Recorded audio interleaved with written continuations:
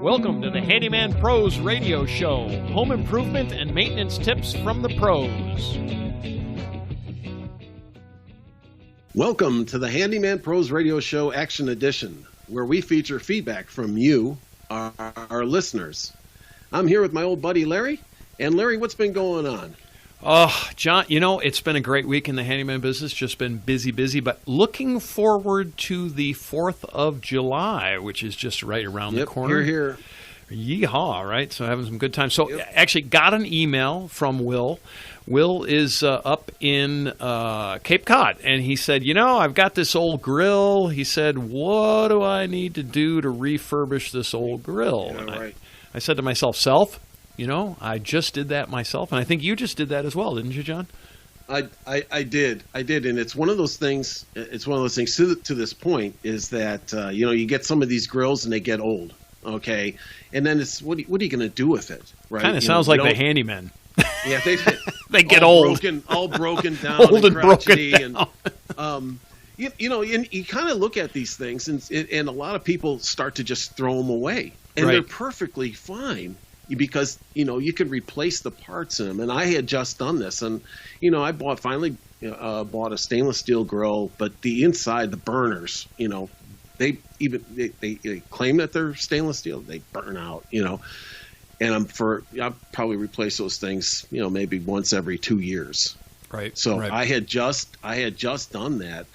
So it's not a bad time. We've got the 4th of July coming up. Now, I know some of you folks out there don't celebrate the 4th of July because you're in different countries. But hey, but it's still summer somewhere, and burning meat on the grill is still a great man tradition, right? And it's a good time. It's a good time to look at your grill, take it all apart, clean it all up, and replace the parts that that are bad. These burners, they don't burn correctly anymore. You get these hot spots all over the place, and nothing cooks right.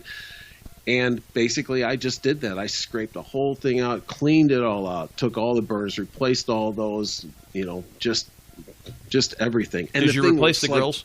Did you replace the actual grill tops themselves? No, I didn't, because those are actually on mine are stainless steel, and they don't rust. Okay. But the burners do. Go figure.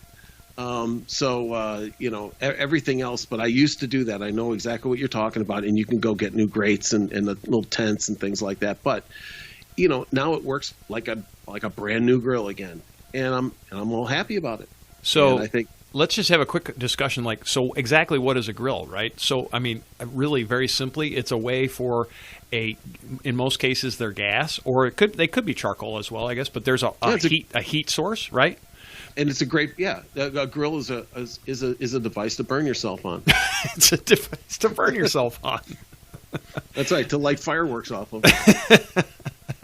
We're not going to get into fireworks safety, John. Hold the firecracker in your hand, light the fuse, and don't let go. No, don't do that, folks. That's a bad idea.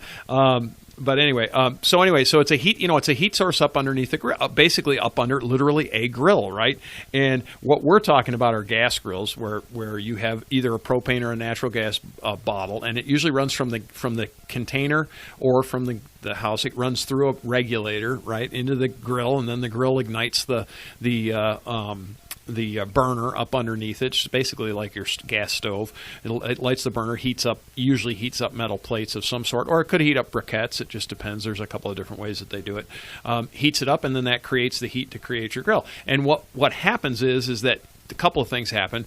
The regulators stop working properly, right? And we were going to talk about that for a second, because we both had this happen where you go and modern regulators for gas grills, you need to read the instructions on them. Do not ignore the instructions, because if you just go and flip the gas on really quick, you're going to get nothing. It's going to shut itself down. Yeah, they're a different animal these days. They have the safety type mechanism in them. That if you go flip it on real quick, it'll kick in. Yeah, it kicks in the safety mechanism because it sees too much flow, and then what they're trying to do is keep you from burning yourself or burning your house down, I guess. I don't really know why it's there, but anyway. Yeah, it's almost a way that it stops the gas coming out of the bottle if it's just blowing out. You just can't do that anymore. Tell your squirrel story. Yeah, well, I had on my grill, I got a side burner, and it has a different hose that goes to it. It's a little rubber hose that goes off the regulator, and the squirrel ate the hose. I've got these weird squirrels. They eat all this plastic and all this stuff, and they for some reason like this hose. They put a hole in it, and so I went to turn the gas on, and to use the main burners, and it wouldn't come on, and I didn't know what it was. So I had to go through the whole thing and try to troubleshoot the whole thing, and I couldn't figure it out. Then I saw a little tiny nick in that hose, and sure enough, that hose was open, and there's not enough back pressure to work the safety mechanism, and it kicked. Boom! So the safety mechanism kicked on. Yeah, and that's it. So that was it. And after I fixed that, it was fine.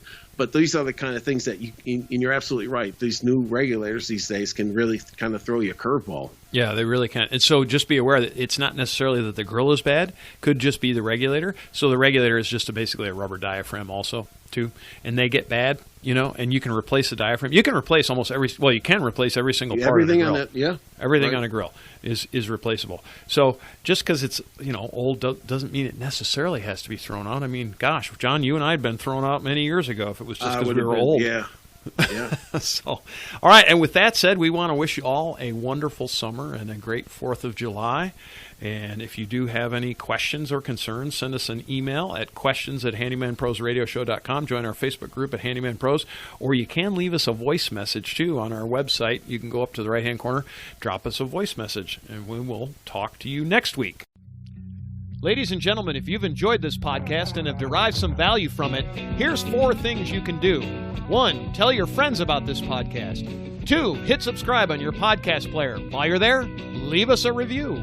3, subscribe to our newsletter by going to handymanprosradioshow.com and click on the subscribe button. We'll inform you of upcoming events, shows, and give you actionable tips for maintaining your home and property. And 4, send us an email with your questions to questions@handymanprosradioshow.com. That's handymanprosradioshow.com. That's our show for this week. Thanks for listening. We'll see you next week on the Handyman Pros Radio Show.